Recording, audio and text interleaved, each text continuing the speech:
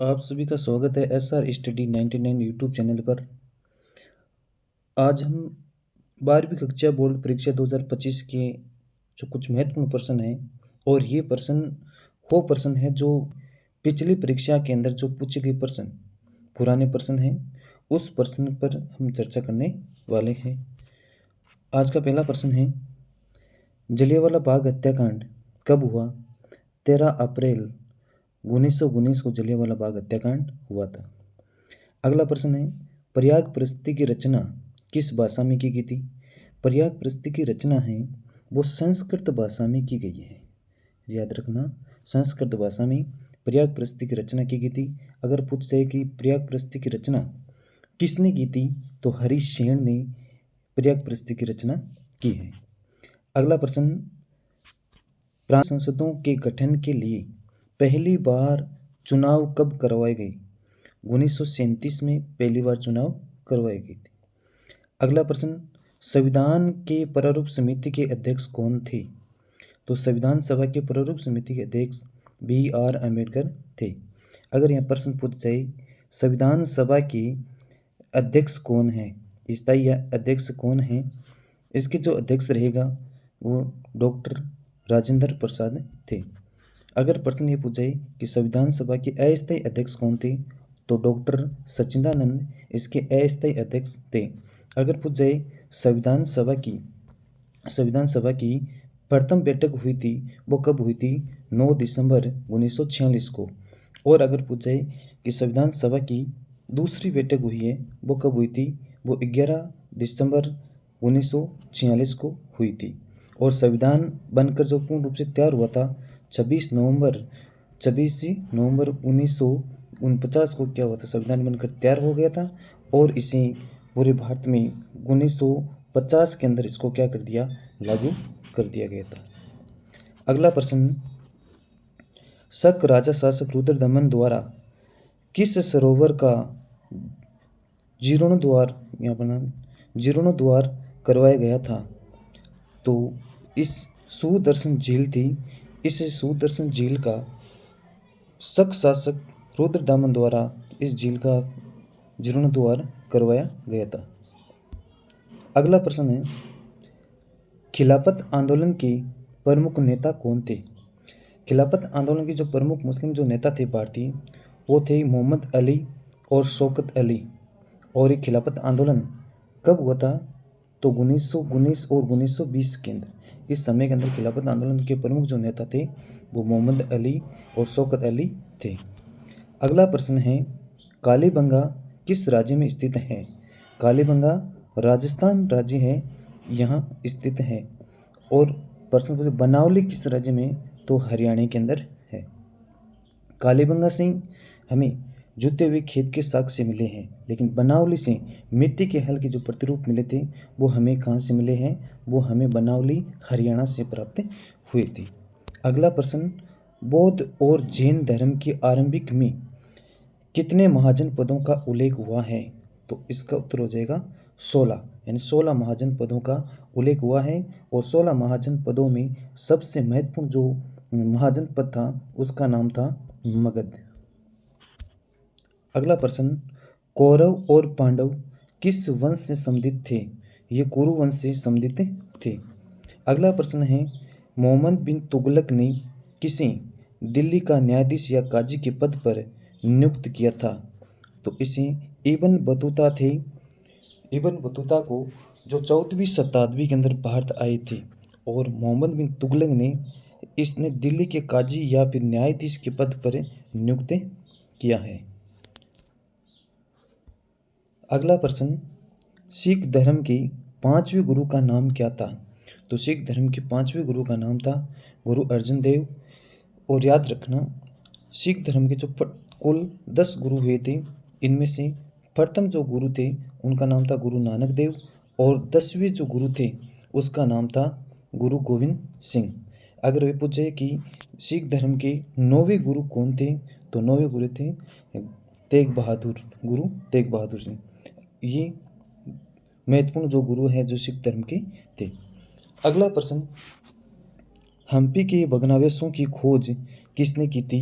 तो colonel Colin McKenzie द्वारा हम्पी के भग्नावशेष की खोज की गई थी। ए अकबरी पुस्तक किसने लिखी थी? आइन ए अकबरी पुस्तक अबुल फजल ने लिखी है। अगला प्रश्न, संविधान सभा की पहली बैठक कब हुई थी? तो 9 दिसंबर 1946 को पहली बैठक हुई थी। अगला प्रश्न है, अशोक ने किस धर्म को राजश्री दिया था? यानी ऐसा कौन सा धर्म था इन्होंने जो राजश्री दिया था? तो वो था बौद्ध धर्म। शेख मोइनुद्दीन चिश्ती की दरगाह कहाँ स्थित है? शेख मोइनुद्दीन की चिश्ती है वो अजमेर में स्थित है। याद रखना, इस दरगाह पर जो अकबर 14 बार यात्रा की थी। और इस दरगाह पर आने वाले जो मोहम्मद बिन तुगलक है, ये प्रथम मुस्लिम जो शासक थे। अगला प्रश्न, अलवार संत कौन थे? अलवार संत यानी विष्णु भगवान की या विष्णु के जो उपासक थे, उपासकों को अलवार संत कहा जाता है। अगला प्रश्न, पद्मावत के रचयिता कौन थे? पद्मावत के रचयिता है मलिक मोहम्मद जायसी और ही राव रतन सिंह चित्तौड़गढ़ के शासक हैं। और वहाँ की जो रानी पद्मिनी, उनकी प्रेम कथाओं का इसमें उल्लेख किया गया है पद्मावत ग्रंथ में। अगला प्रश्न, 1929 में कांग्रेस के लाहौर अधिवेशन की अध्यक्षता किसने की थी? तो जवाहरलाल नेहरू जी ने इसकी अध्यक्षता की थी। और याद रखना कहाँ पर की थी? तो लाहौर के अंदर की गई है। और लाहौर के अंदर ये 1929 के अंदर इस अधिवेशन की अध्यक्षता की थी। अगला प्रश्न, सिंधु घाटी सभ्यता का स्थल लोथल किस राज्य में स्थित है? तो ये गुजरात के अंदर स्थित है। कहाँ पर है? गुजरात के अंदर। गुजरात के अंदर और भी है, एक तो रंगपुर पूछा है, वो भी कहाँ पर? गुजरात के अंदर। और धौलावीरा पूछा जाए तो वो भी स्थल कहाँ पर मिला है? ये गुजरात के अंदर मिला था। अगला प्रश्न, महाभारत का समालोचनात्मक संस्करण तैयार करने का कार्य किसके नेतृत्व में प्रारंभ हुआ था? तो याद रखना V.S. सुक्तांकर, इनके नेतृत्व में प्रारंभ हुआ था। और ये बात कब की? 1919 की। अगला प्रश्न, खालसा पंथ की नींव किसने डाली थी? तो गुरु गोविंद सिंह ने खालसा पंथ की नींव डाली थी, जो 10वें सिख धर्म के गुरु थे। अगला प्रश्न है, कौन से शासकों ने अपने नाम के आगे देवपुत्र की उपाधि लगाते थे? तो कुषाण शासक थे जिन्होंने देवपुत्र की उपाधि लगाते थे। अगर ये पूछ जाए कि कौन से शासक थे जिन्होंने अपने नाम के आगे मात्र देव का नाम लगाते यानी माता का नाम लगाते थे, तो उसका क्या होता? वो कौन सा वंश था? वो सातवाहन वंश था। अगला प्रश्न, धर्मसूत्र और धर्मशास्त्र विवाह के कितने प्रकारों की स्वीकृति देते हैं? तो 8 प्रकार की विवाह की स्वीकृति देते हैं, जिसमें 4 विवाह है वो उत्तम थे और 4 विवाह निम्न कोटि थे। अगले प्रश्न है,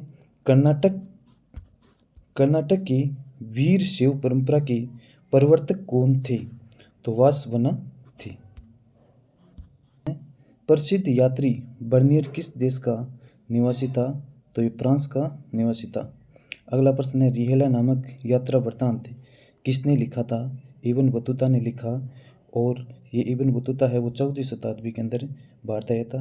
और भारत में जब आया था, इस समय भारत में शासक किसका था? मोहम्मद बिन तुगलक का था। और प्रसिद्ध जो फ्रांस यात्री बर्नियर है, ये फ्रांस का निवासी था। और ये भारत में कब आता है? 17वीं शताब्दी में आता है। अगला प्रश्न, स्तंभरारी बंदोबस्ती कब लागू हुई? 1793 में। अगला प्रश्न है, बिहार के आरा में 1857 के विद्रोह का प्रमुख नेता कौन थे? कंवर सिंह। अगला प्रश्न, गांधी जी दक्षिणी अफ्रीका से भारत कब लौटे थे?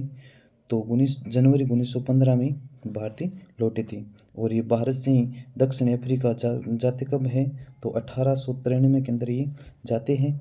और 1915 के अंदर ये वापस सम्मेलन हुआ था, वो हुआ था 1931 में, जिन्होंने महात्मा गांधी ने इस सम्मेलन की अध्यक्षता की थी।